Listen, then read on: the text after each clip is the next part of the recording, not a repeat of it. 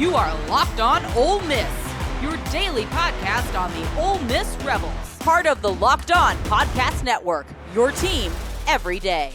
Welcome to the Locked On Ole Miss podcast. I'm your host, Steven Willis, part of the Locked On Podcast Network. I hope everybody is doing great. I'm joined by Daylan Flowers from the Rebel Walk, who trespassed a little bit after the game on Saturday. We'll see if he false started at the beginning of that field storming as well. But we'll talk about everything that Daylan experienced. This should be a fun reaction type video of what is going on. We'll also talk a little bit of recruiting with Ole Miss getting 2 commitments on the day and trending very well for a third one. Daylan, tell me about that day, man. Tell me what happened. Tell me what you did.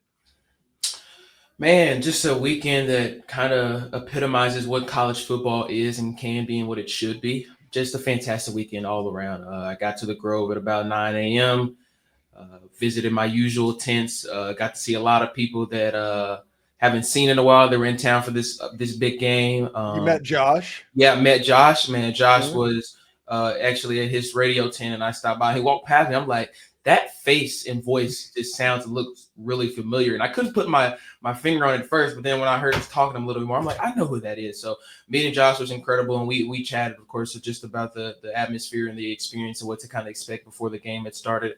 So, man, the Grove was packed, and, you know, the energy was there. It was an environment that obviously I've seen before, but just the intensity that I'd seen from people and, you know, our fans just kind of peacefully, but as well a little overboard sometimes jawing with Georgia fans. Just the anticipation before the game even started was just so high.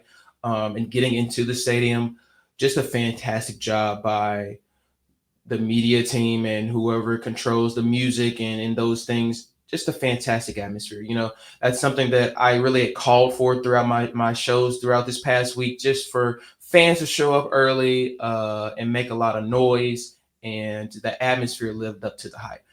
Steven, I never had just consistently heard the Vaught so loud for 4 full quarters than I heard this past weekend. It was absolutely insane. The music, the songs, the flyover at the beginning of the game from our military was absolutely incredible. And I think that set a little bit of hype for fans as well. It was incredible. It was truly a blessing to be a part of. Like, this is something that I'll probably tell my grandkids one day, that I was at that game and I got to experience it live.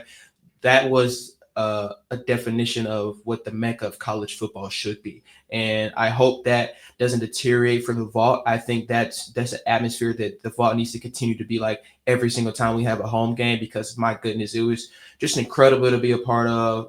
And just every single fan was on their feet the entire time and just engaged from the moment the game started until the clock hit 16 seconds and then hit triple zeros as well. Yeah, and one thing that's interesting, there was a couple of sing-alongs in that game, and the music selections, and there was 2 songs that no other college that I've heard has used, but apparently I've heard it from multiple different people that was kind of a hit. First of all is Living on a Prayer, which it shocks me that Living on the Prayer is not a sing-along song that stadiums are getting out, because everybody knows that song. And Ole Miss, like, I think that was awesome. But then Dancing Queen, a little ABBA made an appearance, and that was a big hit as well. And I think everybody was just fired up. I explained to people, like, in 2014 Alabama, Ole Miss fans were hopeful they were going to win that game. They thought they could win that game.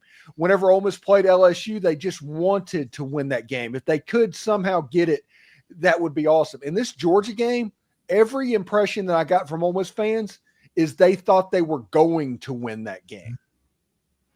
Yeah, you know, it's something going back to literally a year ago today that I said, I believe with Derek Vinegar this week, this team was built to win this football game this year. Just the intensity I saw from Lane Kiffin losing the Georgia game. What we had to do better was get better on both lines of scrimmage, and just shout out to both lines of scrimmage. I mean, our offensive line obviously has been a bit questionable throughout the season, has received a lot of criticism, but only given up 1 sack. And that was on the first drive of the game, and then going through the rest of the game without giving up a sack. Huge. And that allowed our offense to be effective throughout the game. I mean, they came out, I believe, on 7 of their first 15 drives for the offense. they got 10 yards on all 7 of those drives. So that set up great momentum. And of course, the defensive line, just the beacon of what this football team has been talked about since the offseason with the additions of Walter Nolan and Prince Yellen. And to see them in action, I actually just want to give a quick apology because I said all week that I thought that we were going to win the game, but I said 34, 31, 30, 34, like 27. Man, I didn't give this defense enough props that they deserved, and I'm sorry for that because I've watched this defense all season long and been in awe of what they've done. But my goodness, they just played their hearts out. Gave up less than 200 passing yards to an offense that averages almost 300 passing yards, and we, on an average, usually almost give up 300 passing yards. So the secondary was magnificent. I called John Saunders getting his interception. He's played fantastic. And the defensive line is just – they've lived up to the hype. And, it was incredible to see, Xavier Harris played really impactful, in my opinion, this weekend, coming in and stepping into a good role, even forced a fumble. I thought J.J. McGee's, despite his scary injury, came back in and kept playing with the same momentum that I had watched him play before he got hurt. And it was just incredible to see Jared Ivey and Walter Nolan on that front line. It's just like, what can you do? And even if you do put 2 guys on one of them, man, I would watch a certain play call every time, Steven, and I'm not going to give out the signals or anything. But I watched Princeton Yellen come in the game more than likely with Suntarian Perkins. And I knew every time that happened, Pete Golden was saying, we're about to send some heaters. And every single time it happened, not only did we get in the backfield, but we finished the sacks. And Princely Yellen, my goodness, man, this is going to be a guy, first-round draft pick, going to be playing on Sundays for a long time. I'm just really glad he's on my football team and not on another football team, because him with Suntarian Perkins, Suntarian has like 8.5 sacks in the 6 conference games we played. And Princely has, I think, 7.5 and 5, if I'm not mistaken.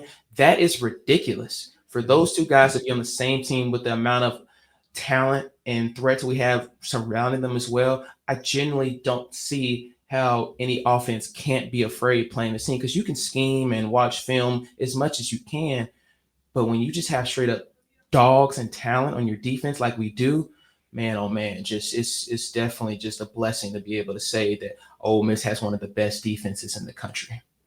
Yeah, and right now Ole Miss has like 103 tackles for loss. Yeah, on the season. Number 2 in the NCAA, not the SEC, not in the state of Mississippi, not down Highway 6. Number 2 in the NCAA is like 84 or 85. Ole Miss has almost 20 more tackles for loss than the second place team in the NCAA right now. This is the best defensive line in college football. This defense is fantastic. And I'm going to be honest, Daylan. You know how humble I am. I'm probably the most humble person on the planet. My humbleness is above everybody else. I know that. I'm the most humble person ever. But I said for the previous 9 months that Ole Miss's goal this season was to set it up to where Walter Nolan takes a double team. And then one of the other interior defensive linemen is forced to take a double team to free up Princely Yellen, to free up Jared Ivey. And that is exactly what happened. You took a defensive line going against Georgia with all these 4- and 5-star players, all of these superstars that just dominated Ole Miss a year prior. Yeah. And Ole Miss made them look like you were playing Georgia Southern, not Georgia. It was breathtaking to see what this defense did. And this is the first real Landshark defense that I have seen since 2014. And honestly, Ole Miss players should probably embrace that role, because this defense is something pretty special. Going off that point, man, I really think just the way they played this weekend really buys into the culture of what this coaching staff has brought to this team. I really believe that after the LSU loss, that I had just kind of been afraid that players were going to fall off a little bit, and the total team culture and interest was going to fall off, because everyone kind of thought, 2 losses in October, this was not the goal, this was not the plan. And Jackson Dart comes in after that game, says we got to win out. That's what we have to do. So for this team, the culture is there. For this team to continue to buy in after that game, the Oklahoma game starts really rough, but in the second half, dominate against Arkansas, dominate against Georgia, dominate. For this team, after 2 really, really just frustrating losses in the beginning part of the season. For this team to come back on both sides of the ball and play really, really freaking well, it's just amazing. But it's a shout to how great Lane Kiffin has established a great coaching staff, and how great that coaching staff has not only done a good job at play calling, but developed a great family tradition within a team that, a lot of people will look at it and you're like, this team has developed a squad based off transfers. And that in this era, in any era in general, with that much, kind of reacquisition of players, you would assume it's hard to continue to build a tradition, continue to build a family type relationship with players. But the way I watch these guys relate and communicate with one another, not only just on the field, but on the sideline and outside of the game, it really is just beautiful, because I know these are actually guys that have come together and they are brothers with one another. And that has kind of just affected, I think, how good we really play on the football field. All right, thanks again for making the Locked On Ole Miss podcast your first listen. When we come back, we'll tell you exactly why this bye week this weekend is at a perfect time. So stick around for that. Get ready to tackle the NFL action with FanDuel. It's America's #1 sports book, because right now new customers can get $5, can bet $5 and get $150 in bonus bets if they win. FanDuel Sportsbooks app gives you everything you need to place live bets on the NFL and college football. This will be a fun week to sports bet. With a potential Georgia revenge tour on the horizon and Texas going to Arkansas, it should be a lot of fun. So when you get a hunch in the middle of the game, you can check out the latest stats, view live play-by-play, and so much more on the same page where you place your bets. Please visit FanDuel.com to join today. You'll get started with $150 in bonus bets if your first $5 bet wins. That's FanDuel.com. Never waste a hunch and make every moment more with FanDuel, an official sportsbook partner of the NFL. Listen, Game Time is your place to get Ole Miss tickets. It has to be, because everything in the ticket office is sold out at the moment. With killer last-minute deals, all-in prices, view from receipts, and the lowest price guarantee, Game Time takes the guesswork out of buying Ole Miss tickets.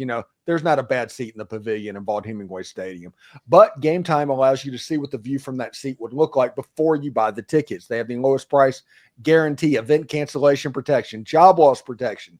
Take the guesswork out of buying Ole Miss tickets with Game Time. And with this being the most anticipated season in Ole Miss history, I might be able to help you out with tickets for that Egg Bowl as well. Download the Game Time app, create an account, and use code LOCKEDONCollege for $20 off your first purchase. Terms apply. Again, create an account and redeem code LOCKEDONCOLLEGE for $20 off. Download Game Time today. Last minute tickets, lowest price guaranteed. So this bye week is coming at a perfect time. We have all seen these type upsets before, and when Ole Miss pulls them off, the next week they generally struggle. There's always a letdown. So it is good, in my opinion, that there is no game on Saturday. You have a little bit of extra time to get over this win, to recruit off of this win. I think this bye week's coming at a perfect time, Daylan. 1,000%, man. Obviously this weekend was huge just for us in the recruiting class. I kind of joke with a lot of recruits when I storm the field. I'm like, y'all better come to the SIP, because this is what you're going to get when you come to the SIP. But that gives us the ability to kind of work on that for a good week or week and a half. And so I couldn't agree with you more. It also gives the ability for a couple of guys that have kind of been banged up throughout the season to get healthy. We may see the emergence of Logan Diggs here before the regular season ends. And I raved about him a little bit this summer with you, and I'm really excited to hopefully see his surgence in this offense and what he can bring to a dynamic of an offense that's really got it together over the last 3 weeks. We obviously want to see Trey Harris healthy and 100% and maybe get him some reps before, hopefully, don't knock on wood, we get a chance to go to the playoffs this year. I think we obviously don't know the full status of what Jackson Dart is. I think he came back and played a great game coming back off his injury, but, we don't want to risk anything. So I think that this bye week is coming for a great time for him as well. And even our defensive line, how great they play. I know we've battled a lot of injuries there. So it literally, you're right, it couldn't come at a better time.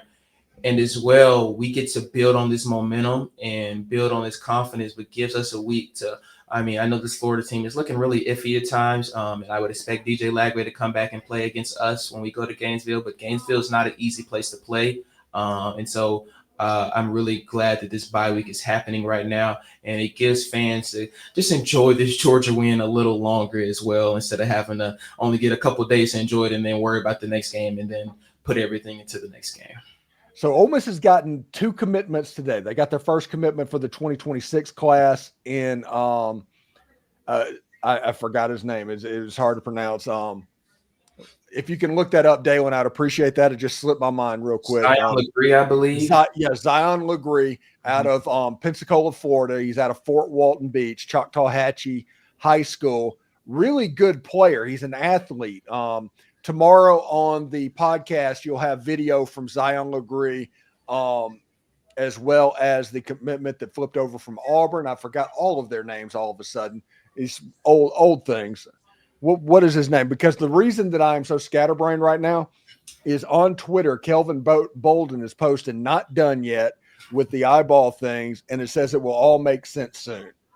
His name is Dante Core, if I'm not mistaken. Dante Core. Really good player. Got him. Put his video reminded me a lot of Mike Hilton, if I'm going to be honest about it. I'm not saying he's Mike Hilton. There's just a lot of alpha dog in his video, and that's what I'm talking about, the Mike Hilton. And then the Caleb Cunningham stuff is out there as well. Mm-hmm. Ole Miss is building momentum off of this Georgia game. Like, honestly, they should, and I thought they would. Yeah, I mean, before the season started, this is the game that, everyone, regardless of how I believe both teams have played, looked at it like, this is the game to be at. This is the game that, the media, the TV stations, the radio stations, the recruits are going to be at. This is the game for Ole Miss. You don't, really get a much more anticipated game than the Georgia Bulldogs and Kirby Smart coming to town. So for me, I knew the recruits were going to be here. And that's why I'm so appreciative of the atmosphere in the town and in the game, but as well, just simply how the football team played this weekend. I'm really just proud of how they executed. I thought that obviously appeals to players, but when you have a team like Georgia and you play like you did, that's just going to appeal to players even more. I mean, that shows me, players and myself, that you can come to Ole Miss and you can dominate any team in the country. And that should be the mindset for players that are, thinking about coming here. And that is obviously the mindset of Lane Kiffin and company when recruiting players, that you can come here and be as great as you can be at Bama, Georgia, Texas. So it was really just an exciting weekend, and job well done to the coaching staff for executing a great game plan and giving the recruits something to really make their brains just be like, maybe I need to take a really, really hard look at Ole Miss and think about coming to Oxford, Mississippi. Yeah, and I need to give props to the fan base. Seriously. I've been watching Ole Miss football games since 1982. 1982 was my first Ole Miss football game. I have never seen the stadium sustained looking like that. Yep. I've seen it pop, like when since Quez Golson picked off that pass against Alabama, that place popped. When Travis Johnson picked 6 to LSU in 2003, that place popped. I have never seen it last for 60 minutes like Saturday. So Ole Miss fans deserve so much credit on top of everything else. It's honestly a thank you to everybody at this point, because it feels like everybody pulled their weight on Saturday. Yeah, I mean, Steven, like I genuinely believe the game couldn't have started any worse for us with Jackson Dart throwing this interception and then Georgia going down and scoring the 7 points. Like, I genuinely believed, at that moment, like maybe the air is going to get taken out, but it didn't. Like, even from that moment, the defense gets on the field after the interception and the crowd is still raucous, and we then go down that next drive and score. The crowd from literally the moment the game started to the end was electric. And, we forced that fumble. I mean, my ears were ringing, and I'm like, wow, this is just the loudest I've ever heard this place, but it's just so awesome to be a part of, because this is what fans wanted. They wanted this momentum. They wanted this vault. They wanted Vaught-Hemingway Stadium to be a place where teams come in and like, man, I don't want to play here. This is a scary place to play. And that's what was executed this past weekend against the Georgia Bulldogs. Yeah, and Kirby Smart in the postgame was unbelievably complimentary of the atmosphere. And you could tell that the Georgia players were not expecting that whenever they came in. They were not. And it was difficult to them because they might not even have practiced with crowd noise during the week. But you can tell it was literally affecting them in everything they did. And honestly, Daylan, Ole Miss played clean, and when Ole Miss plays clean, there's not a team in the country that can beat them. 1,000%. You know, I think with so many different, kind of correlations to why I believe we lost our 2 games, penalties are a huge part on both sides of the ball. And I thought we did a fantastic job against the Arkansas Razorbacks in cleaning up the penalties on both sides of the ball. But then again, we see the same thing against Georgia. I mean, the offensive line looked so much more experienced that I'd seen them in prior weeks. They held their own. They communicated really well. I thought the safeties for our defense and even the cornerbacks did a really good job at avoiding the PIs and just playing where they needed to play and not overdoing a lot of the times. And as well, one point I really want to make that you kind of just talked about, and I thought Lane Kiffin just did a fantastic job with this weekend, is taking 3 points. I mean, Caden Davis, obviously has received a lot of criticism this year and has been put in some bad situations. But for him to go out there 5 for 5, put up 15 points for our team, that essentially wins us the game. And that's something that, you yourself and fans across the country for Ole Miss have kind of just been, I guess, babbled about, like, opportunity. We lose both of our games by 3 points, 6 points combined. We get those opportunities to maybe not go for a certain 4th down and just take the 3 points. We may win those 2 games. And that's exactly what Lane Kiffin did. He didn't overthink too much this past weekend. I was just so kind of relieved and happy to see him sitting Caden Davis out there and Caden actually consistently executed. And I couldn't be prouder and happier for Caden to have that moment and kind of just wash away all the noise from earlier this season. Yeah, there's several things that are true here. I think that Lane and his staff made a mistake in the spring and the fall, and at the beginning of SEC play, Ole Miss football wasn't ready for what was coming. But I also think that because they weren't ready, you're seeing what they have right now. Yeah. I think that is affecting everything. And right now, this team just looks like an absolute machine. And honestly, it kind of looks like LSU did in 2019. Yeah, like it's crazy that, Kirby Smart's press conference says that he collectively believed this was the most talented team that Georgia had faced. And I mean, Georgia has gone to Texas and gone to Alabama. And so for him to say that is just unbelievable to just the amount of talent we have, but also how great this talent can be with the right game plan. And that's what we saw this weekend. I mean, believe it or not, this Ole Miss defense gave up only 10 points to Georgia, which is tied for Kirby Smart's lowest since his time at Georgia, since the beginning of time in Georgia.